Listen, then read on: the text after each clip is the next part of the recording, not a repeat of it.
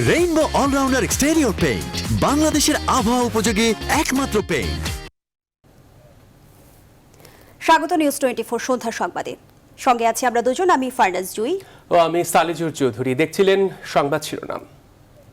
ইলেকট্রোফরেটিক কোটিংকৃত মরিচারোধী ও বিদ্যুৎ সাশ্রয়ী Marquis pump. Marquis energy saving pump. এবারে বিস্তারিত। করোনা সংকটে হতদরিদ্রদের প্রধানমন্ত্রীর দেয়া নগদ সহায়তার টাকা নিয়ে সারা দেশে ৯/৬-এর অভিযোগ উঠেছে। ২৫০০ টাকা পাওয়ার যোগ্য তালিকায় জনপ্রতিনিধি, বিত্তবান ছাড়াও এক ব্যক্তির ফোন নম্বর বিভিন্ন স্থানে ব্যবহারের মতো ঘটনা ঘটেছে। যদিও ত্রাণ ও দুর্যোগ ব্যবস্থাপনা প্রতিমন্ত্রী অনিয়মের অভিযোগ স্বীকার করতে নারাজ। তিনি বলছেন নতুন করে তালিকা ঠিক করা হবে। আর টিআইবি বলছে এই ঘটনা সরকারি খাতে লাগামহীন দুর্নীতির আরেকটি প্রমাণ। তবে দুর্নীতি অনুসন্ধানে মাঠে নামছে দুদক। প্রমাণ পেলে ২-১ দিনের মধ্যেই ব্যবস্থা। বিস্তারিত জানাচ্ছেন আশিকুর রহমান শ্রাবণ। ফোনের মাধ্যমে আমরা কিন্তু নগদে এই টাকা সকলের হাতে পৌঁছে দিচ্ছি। করোনার অতিমারী সংকটে প্রধানমন্ত্রীর যুগান্তকারী উদ্যোগ। ৫০ লাখ পরিবারের কাছে মোবাইল ব্যাংকিংয়ের মাধ্যমে ১২৫০ কোটি টাকার ঈদ উপহার পৌঁছে দেয়া।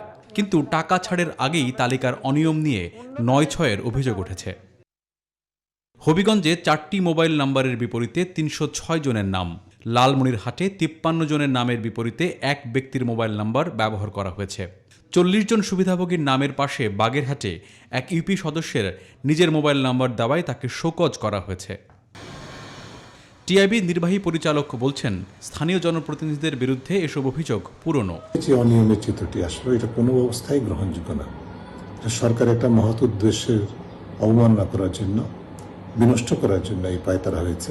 বিত্তশালী, তাদের প্রিয়জন, আত্মীয় স্বজন এবং স্থানীয় পর্যায়ে তথাকথিত জনপ্রতিনিধি তাদের এই পাশবিক আচরণ প্রতিফলিত করে তার নিজেদেরকে এই উদ্যোগের সুবিধাভোগী করার প্রয়াস করেছে।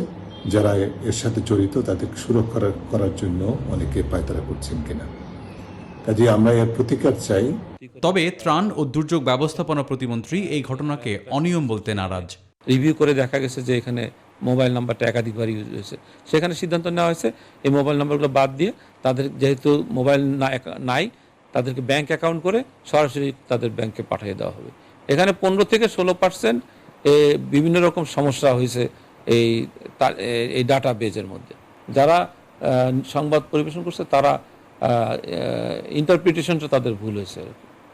এখানে কেউ স্বেচ্ছায় কোনো অনিয়ম বা দুর্নীতি করে নাই। অনুসন্ধান ও শাস্তির ব্যবস্থা করতে মাঠে নামছে দুর্নীতি দমন কমিশন। এটি অত্যন্ত লজ্জার বিষয়। কোন জনপ্রতিনিধি এটা করতে পারে আমাদের বিশ্বাস হতে চায় না। আমরা বিভাগীয় কর্মকর্তাদেরকে বলেছি, যেসব জায়গায় এসব নিউজ এসছে তোমরা সংশ্লিষ্ট জেলা প্রশাসক মহোদয়দের সঙ্গে কথা বলে দেখো নিউজটা সত্য কিনা। যদি সত্য হয় তাহলে কাল পরশু আমরা হয়তো এই ব্যাপারে একটা পদক্ষেপ গ্রহণ করব। গত 14ই মে গণভবন থেকে ভিডিও কনফারেন্সে এই কর্মকাণ্ডের উদ্বোধন করেন প্রধানমন্ত্রী। সেখানে বলা হয় প্রতিদিন ১০ লাখ মানুষ নগদ সহায়তা পাবে। পুরো তহবিল 14 থেকে 18 মের মধ্যে বিতরণ করা হবে। আশিকুর রহমান শ্রাবণ, নিউজ 24, ঢাকা। ব্যাংক খাতের উপর নির্ভর করে সরকারের লক্ষ কোটি টাকার প্রণোদনা প্যাকেজ বাস্তবায়ন সম্ভব নয় বলে মনে করেন সিপিডির বিশেষ ফেলো ডক্টর দেবপ্রিয় ভট্টাচার্য। তিনি মনে করেন করোনা থেকে শিক্ষা নিয়ে সরকারের রাজস্ব আদায়, ব্যাংক খাত কিংবা শেয়ার বাজারে বড় ধরনের সংস্কার করতে হবে। বাজেট প্রণয়নে জাতীয় কমিটির মূল্যায়ন আর ব্যয়ের ক্ষেত্রে স্বচ্ছতা নিশ্চিত করার বিকল্প নেই বলেও মনে করেন তিনি। সুলতান আহমেদ জানাচ্ছেন বিস্তারিত। করোনা দুর্যোগে ধরাশায়ী পৃথিবীর প্রায় সব দেশ।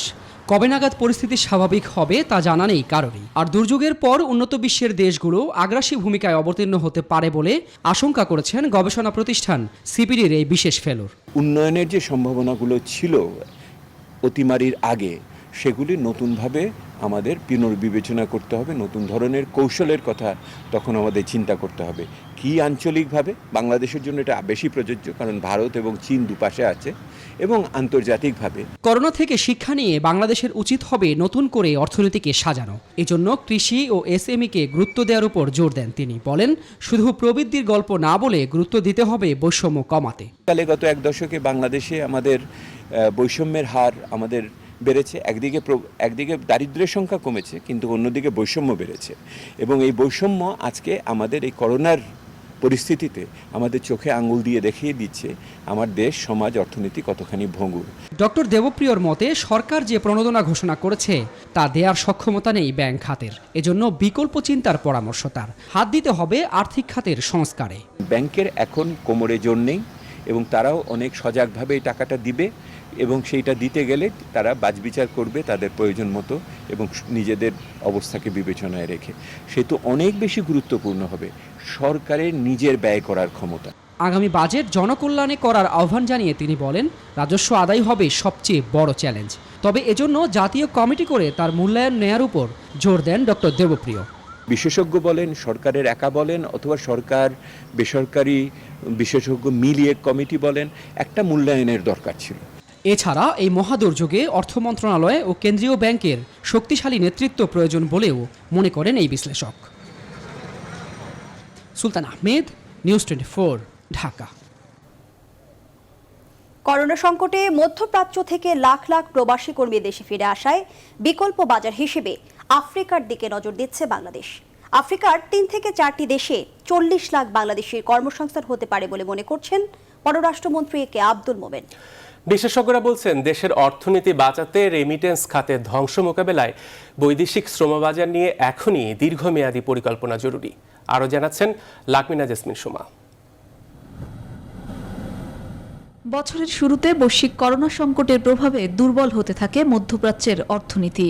বিশেষ করে তেলের দাম কমে যাওয়ায় বড় বড় কোম্পানিতে শুরু হয় কর্মী ছাঁটাই। এরই মধ্যে চাকরি হারিয়ে দেশে ফিরতে বাধ্য হয়েছেন কয়েক লাখ প্রবাসী। প্রবাসীদের দেশে ফেরার সেই স্রোত চলছেই। বৈশ্বিক শ্রমবাজার তথা রেমিটেন্স খাতের এই ধস মোকাবেলায় কি ভাবছে বাংলাদেশ?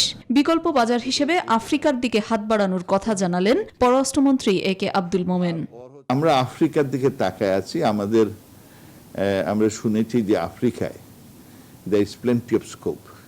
আমাদের রাষ্ট্রদূত যিনি সৌদি আরবে আছেন উনি বলেছেন যে প্রায় 40 লক্ষ প্রবাসী বাঙালিদের আফ্রিকায় 3-4টি দেশেই কার্যের সংস্থান করা যাবে। ফিরে আসা প্রবাসীদের ঋণ দিয়ে কিংবা বিশেষ অর্থনৈতিক অঞ্চলে চাকরির সুযোগের মাধ্যমে দেশেও কর্মসংস্থানের কথা ভাবছে সরকার। আপনারা যদি লোন নিতে চান তা আমরা আপনাদের 5 থেকে 7 লাখ টাকা দেব, তবে ওইটা বাড়ি খাওয়ার জন্য না, ওইটা ইনভেস্ট করার জন্য, কিছু একটা করার জন্য। আর আরেকটি যেটা আমরা করতে চাচ্ছি, দেশে আরো আমরা এই ইন্ডাস্ট্রি করার চেষ্টা করছি। বিশেষজ্ঞরা বলছেন, প্রবাসীদের জন্য বিশেষ আর্থিক প্রণোদনার পাশাপাশি দীর্ঘমেয়াদী পরিকল্পনা জরুরি।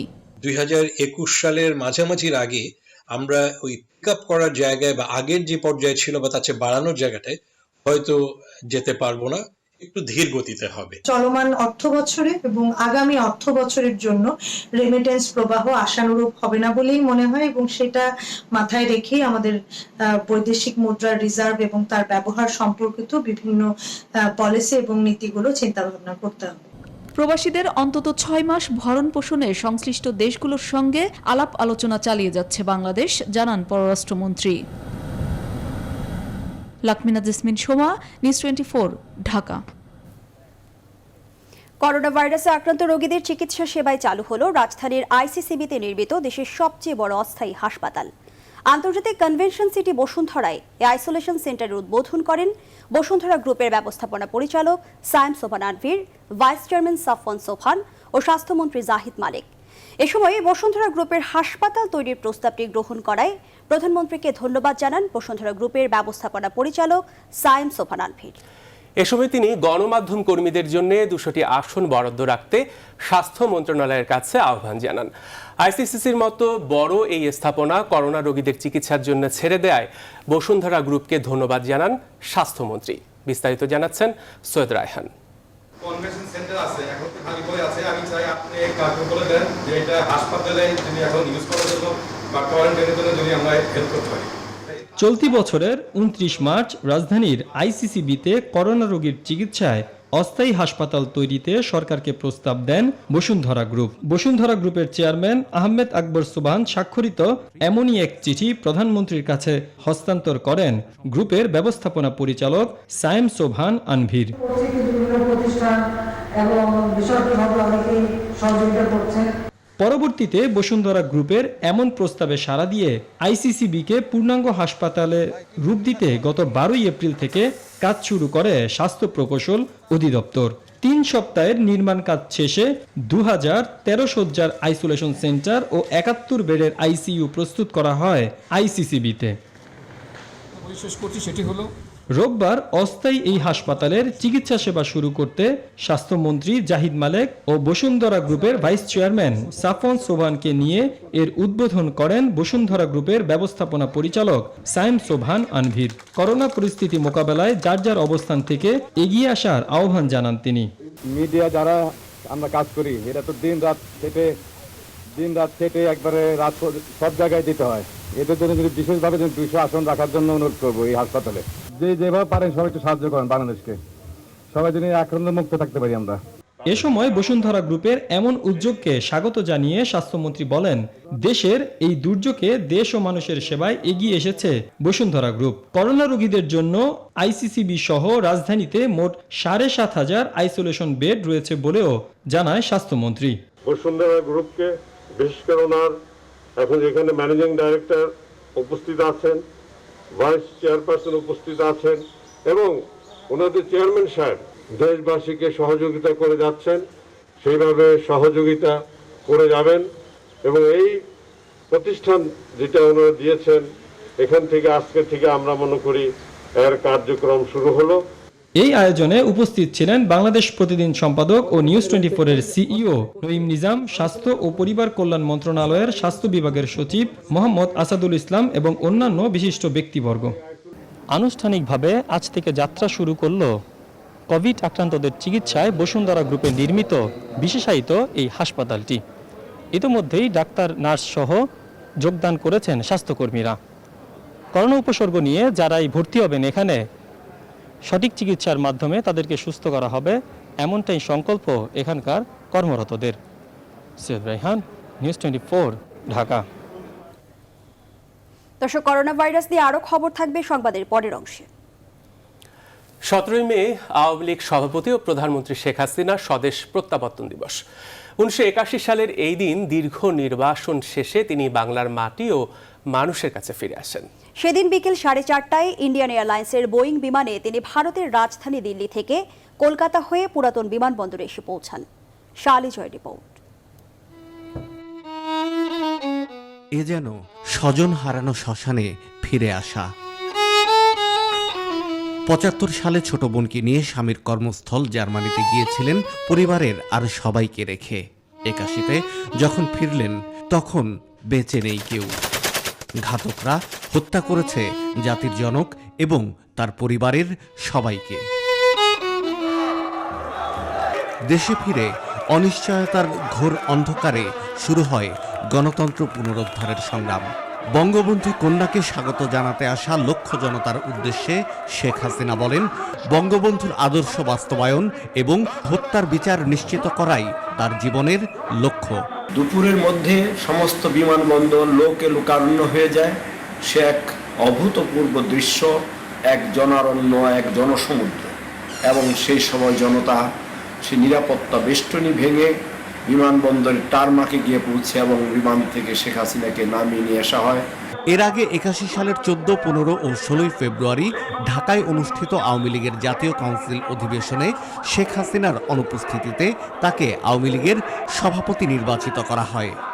জিয়া রহমান যখন দেশে স্বৈরতন্ত্র, গণতন্ত্রের নামে স্বৈরতন্ত্র প্রতিষ্ঠা করছেন, যখন দল ভাঙার রাজনীতি চলছে, আওয়ামী লীগের ভিতরে নানান রকম কন্দল, একবার দল ভাঙা, ঠিক সেই মুহূর্তে দলীয় ঐক্য বজায় রেখে শেখ হাসিনাকে সেই দিন আওয়ামী লীগ তার সম্মেলনে সর্বসম্মতিক্রমে সভাপতি নির্বাচিত করে।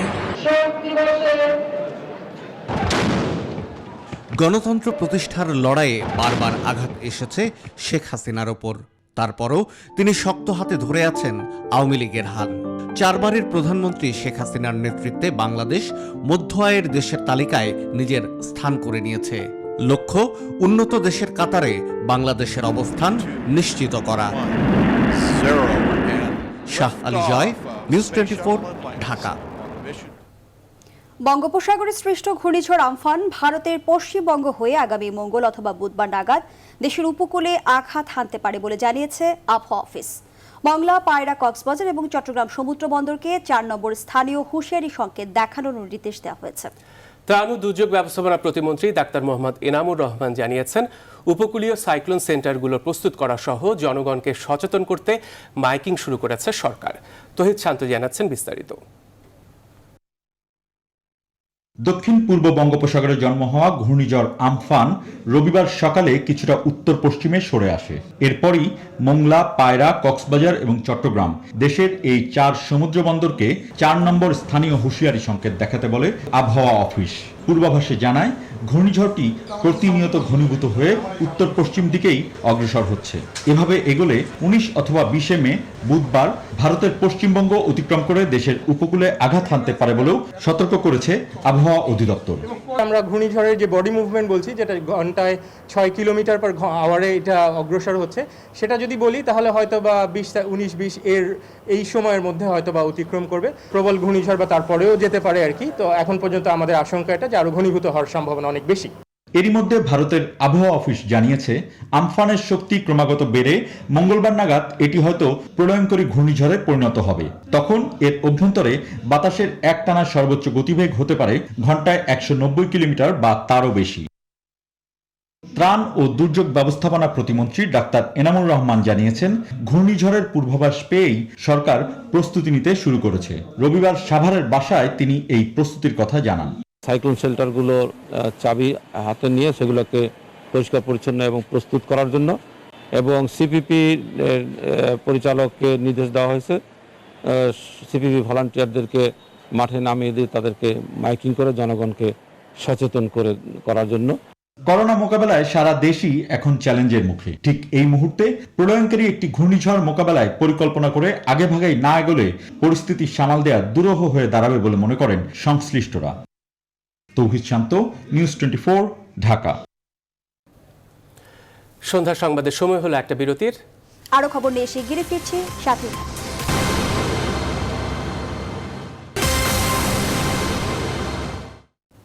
বিরতির পর আবারও স্বাগত। দেখছেন নিউজ 24 সন্ধ্যা সংবাদ। দেশে নতুন করে করোনা ভাইরাসে আক্রান্ত হয়েছেন আরও 1273 জন। এটাই এ পর্যন্ত একদিনের সর্বোচ্চ শনাক্তের রেকর্ড। গত 24 ঘন্টায় করোনায় ঝরে গেল আরও 14 প্রাণ। আজ দুপুরে দেশের করোনা ভাইরাস পরিস্থিতি নিয়ে অনলাইনে ব্রিফিংয়ে তথ্য জানান স্বাস্থ্য অধিদপ্তরের অতিরিক্ত মহাপরিচালক অধ্যাপক নাসিমা সুলতানা। তিনি জানান, এ পর্যন্ত মোট আক্রান্ত হয়েছেন 22,268 জন এবং মোট মৃত্যু 328 জন। গত 24 ঘন্টায় নমুনা পরীক্ষা হয়েছে 8,114টি। নতুন 256 সহ মোট সুস্থ হয়েছেন 4,373 জন। করোনা প্রতিরোধে স্বাস্থ্যবিধি ও সামাজিক দূরত্ব কঠোরভাবে মেনে চলারও আহ্বান জানান ডাক্তার নাসিমা। 24 ঘন্টায় নমুনা সংগৃহীত হয়েছে 8,574টি, পরীক্ষা হয়েছে 8,114টি এবং এ পর্যন্ত নমুনা পরীক্ষা 1,75,408টি। যা নমুনা পরীক্ষা হয়েছে তাতে শনাক্ত হয়েছে গত 24 ঘন্টায় 1,273টি। এ পর্যন্ত শনাক্ত 22,268 জন। মৃত্যুবরণ করেছেন গত 24 ঘন্টায় 14 জন এবং এ পর্যন্ত 328 জন। আমাদের গত 24 ঘন্টায় সুস্থ হয়েছেন 256 জন এবং এ পর্যন্ত সুস্থ হলেন 4,373 জন। বিশ্বজুড়ে আবারও 24 ঘন্টায় প্রাণ গেছে আরও প্রায় 4,200-র বেশি মানুষের। এ নিয়ে বিশ্বে মোট মৃত্যু 3,13,000 ছাড়িয়েছে। আক্রান্ত ছাড়িয়েছে 47,40,000। যুক্তরাষ্ট্রে কিছুটা কমেছে মৃত্যু। একদিনে মারা গেছে 1,000-এরও বেশি মানুষ। এ নিয়ে দেশটিতে প্রায় 90,000 মানুষের মৃত্যু হলো। ব্রিটেনে 24 ঘন্টায় 468 জনের মৃত্যু হয়েছে। তবে রাজধানী লন্ডনে লকডাউন বিরোধী বিক্ষোভে অংশ নিয়ে অন্তত 13 জনকে গ্রেপ্তার করেছে পুলিশ। ব্রাজিলেও বাড়ছে মৃত্যু। দেশটির মোট মৃতের সংখ্যা 15,500। 24 ঘন্টায় আরও 800-র বেশি প্রাণহানি হয়েছে। নতুন হটস্পট হয়ে ওঠা রাশিয়াতে আবারও একদিনেই প্রায় 10,000 মানুষ সংক্রমিত হয়েছে। এ নিয়ে দেশটিতে 2,72,000-এর বেশি মানুষ আক্রান্ত হলো। বিপর্যস্ত এশিয়াও। তবে নাজেহাল ভারত। দেশটিতে সংক্রমণ আর মৃত্যু দ্রুত বাড়ছে। গেল 24 ঘন্টায় প্রায় 5,000 মানুষ করোনায় সংক্রমিত হয়েছে আর প্রাণ গেছে 120 জনের। এ নিয়ে ভারতে মোট আক্রান্তের সংখ্যা 90,000 ছাড়িয়েছে। প্রাণহানি গড়াচ্ছে 3,000-এ। পাকিস্তানের অবস্থাও নাজুক। তবে এত মানুষের মৃত্যু আর আক্রান্তের সাথে বিশ্বব্যাপী সেরে উঠেছে 18 লাখের বেশি মানুষ।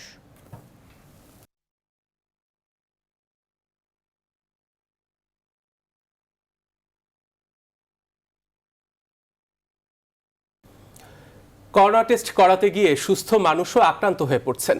চিকিৎসকরা বলছে এটি এখন করোনা সংক্রমণের অন্যতম কারণ। এই সমস্যার সমাধানে করোনার টেস্টের লাইনে কমপক্ষে 6 ফুট দূরত্ব বজায় রাখার পরামর্শ দিচ্ছেন তারা। টেস্টের আগে টেলিফোনে চিকিৎসকের সঙ্গে কথাও বলে নিতে বলছেন তারা। অন্তরা বিশ্বাসের প্রতিবেদন। দেশের 41টি ল্যাবে করোনা পরীক্ষা করা হচ্ছে। বিভিন্ন জায়গায় দীর্ঘ লাইনে দীর্ঘ সময় ধরে অপেক্ষা করছেন সাধারণ মানুষ। অনেককে দেখা যায় ভোর রাত থেকে লাইন ধরে থাকেন বঙ্গবন্ধু শেখ মুজিব মেডিকেল বিশ্ববিদ্যালয়ের সামনে। তাদের মাঝে নেই সামাজিক দূরত্ব, ফলে সুস্থ মানুষও আক্রান্ত হতে পারেন করোনায়, এমন মত বিশেষজ্ঞদের। লাইনটি এসে দাঁড়ায় একেবারে সেরাটন পর্যন্ত, কিন্তু দেখা যায় যে লাইনের মাঝামাঝি আসতেই তাদের কিট শেষ হয়ে গিয়েছে। তখন দেখা যায় যে এরা বিফল মনোরথ হয়ে বাসায় ফিরছে। এই যে রোগীরা ফিরছে তাতে কিন্তু দেখা যাবে করোনা সংক্রমণ আরো ব্যাপকভাবে বিস্তৃত হবে। লাইনের দূরত্ব অন্তত 6 ফুট হওয়া উচিত এবং আমি মনে করি যে এদেরকে প্রথমেই ট্রায়াস করা উচিত। সিমটম শুনে যদি মনে হয় যে তাকে বা কন্টাক্ট হিস্ট্রি শুনে যদি মনে হয় যে তাকে টেস্ট করা যায়, তাকে ট্রায়াস করে তাকে টেস্ট করতে হবে। এটা টেলিফোনিক বা ভিডিওর মাধ্যমে হওয়াটাই বেটার, কারণ লাইনে দাঁড়িয়ে থাকলে একজন সংক্রমিত ব্যক্তির দ্বারা সহজেই আক্রান্ত হতে পারেন। চিকিৎসকদের ধারণা দেশের সুপ্ত বাহক রয়েছে 80%, তাদের মাধ্যমেও ছড়াতে পারে করোনা ভাইরাস। আবার টেস্টের রেজাল্টে ভুল আসছে অনেক জায়গায়, তাই সব জায়গাতেই সামাজিক দূরত্ব মানার পরামর্শ চিকিৎসকদের। অনেক সুপ্ত বাহক রোগী আছে যাদের কোনো লক্ষণ নাই, তারা সমাজে মিশছে, সবার সঙ্গে মিশছে, এদের স্ক্রিনিং করতে হবে, এদের র্যান্ডম স্যাম্পলিং করে পরীক্ষা করে দেখতে হবে। অনেক বুথের সংখ্যা বাড়াতে হবে যাতে করে অনেক বেশি পরীক্ষা করা যায় এবং নির্ভুলভাবে পরীক্ষা করা যায়। 30% কেসে কিন্তু ফলস নেগেটিভ হয়। এই যে স্যাম্পল কালেকশন যেটা করা হয় সেখানে যদি টেকনিক্যাল এরর থাকে, অর্থাৎ যেখান থেকে স্যাম্পলটি কালেকশন করা দরকার নাকের পিছনে, সেখান থেকে না গিয়ে যদি অন্য জায়গা থেকে কালেকশন করা হয়, অর্থাৎ নাকের সামনের দিক দিয়ে কালেকশন করা হয়, অথবা অন্য যে টেকনিক্যাল এরর আছে সেগুলো হলে এটা ফলস নেগেটিভ আসতে পারে। করোনা পরীক্ষার লাইনে অবশ্যই মাস্ক ও প্রয়োজনে অন্যান্য প্রোটেকশন সামগ্রী পরারও পরামর্শ চিকিৎসকদের। অন্তরা বিশ্বাস, নিউজ 24, ঢাকা। সংবাদের এ পর্যায়ে আবারও বিরতি নিচ্ছি। বিরতির পর আরো খবর দিয়ে ফিরছি, সাথে থাকুন।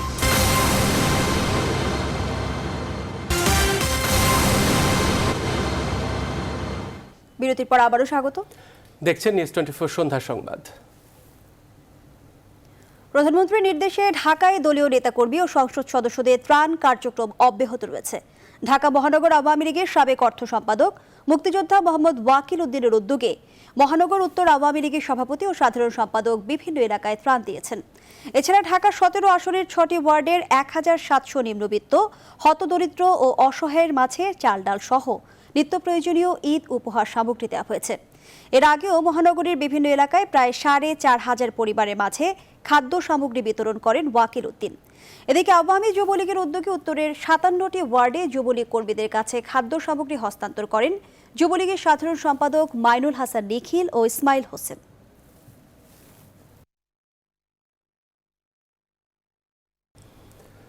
এবারে ফার্স্ট সিকিউরিটি ইসলামী ব্যাংক অর্থ বাণিজ্যের সংবাদ।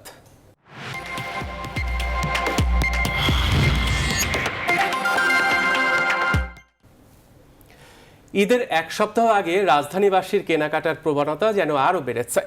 করোনার আপৎকালীন সময়ে ফুটপাত থেকে শুরু করে বিপণী বিতানগুলোতে তারা ভিড় করছেন, সামাজিক দূরত্ব নামে নেই। মার্কেটগুলোতে নারী ও শিশুদের উপস্থিতি ছিল চোখে পড়ার মতো। এদিকে রাজপথ জুড়ে শুধুমাত্র পাবলিক বাস ছাড়া দেখা মিলেছে প্রায় সকল যানবাহনেরই। বিস্তারিত জানাচ্ছেন মাহমুদুল হাসান। রাজধানীর মিরপুরের 11 নম্বর সেক্টরের ঈদ বাজার, হাজারো মানুষ কেনাকাটা করতে এসেছেন ন্যূনতম সুরক্ষা ছাড়াই। মনে হতে পারে করোনার কথা ভুলেই গেছেন তারা। মহামারীর মাঝে এমন কেনাকাটা কেন, এমন প্রশ্নের উত্তরও দাঁড় করিয়েছেন নিজেদের মতো। ঈদে মানুষ তো অবশ্যই আসবে, তাদের জীবন, তাদের ভালোবাসা, তাদের অনুভূতি বিসর্জন দিয়ে বেঁচে থাকার কোনো মানে নাই। ছেলে মেয়ের কান্দাকারি, স্ত্রীর বায়না, এটা তো মাইনা চলতে হইব, নাহলে তো সংসার চালান যাইব না। আমাদের এই যে পেট চলে না, কিছু চলে না, খাইতে পারি না, আমাদের এই জন্য দোকানপাট খোলা রাখছি আমরা। 2 মাস পর দোকান খুলছে ভাই, আমাদের তো বেচা কিনে নাই ভাই। একই অবস্থা নগরীর ফুটপাতগুলোতেও, যত দূরে চোখ যায় কেবল ক্রেতাদের ভিড়। এদিকে খোলা থাকা শপিং মলগুলো ঘুরে দেখা যায় হাত ধুয়ে ও স্প্রে করেই ভেতরে প্রবেশ করছেন ক্রেতারা। যদিও ভেতরের ভিড় বাধাগ্রস্ত করছে করোনা থেকে সুরক্ষার সব আয়োজন। কাপড়ের ফ্লোরে একটু ভিড় হচ্ছে বেশি, সেখানে আমরা আমাদের সুপারভাইজারকে দিয়ে মাইকিং করাচ্ছি সার্বক্ষণিকভাবে। 1 ঘন্টার ভিতরে যেন কেনাকাটা করে সবাই চলে যেতে পারে, এজন্য আমরা চাই 1 কথা 2 কথার ভিতরেই, যদিও একদম না কিন্তু 2 কথার ভিতরে শেষ দিয়ে দিই। যে জিনিসটা আমি কিনতে আসছি এগুলো অবশ্যই মানে লাগবে আমার, এই জন্য আসছি।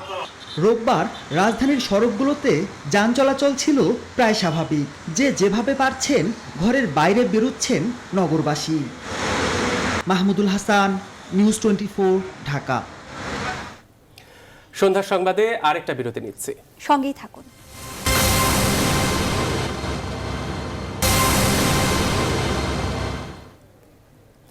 সন্ধ্যার সংবাদে আরো একবার স্বাগত।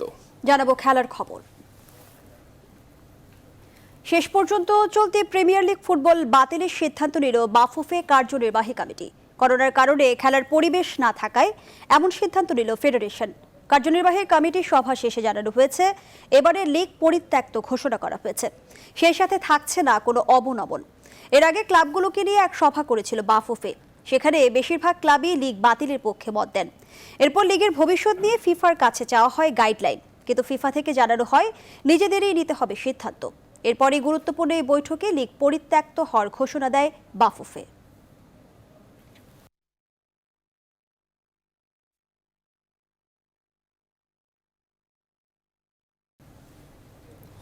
সন্ধ্যার সংবাদে এই ছিল এখনকার আয়োজনে। এতক্ষণ সাথে থাকায় ধন্যবাদ সবাইকে।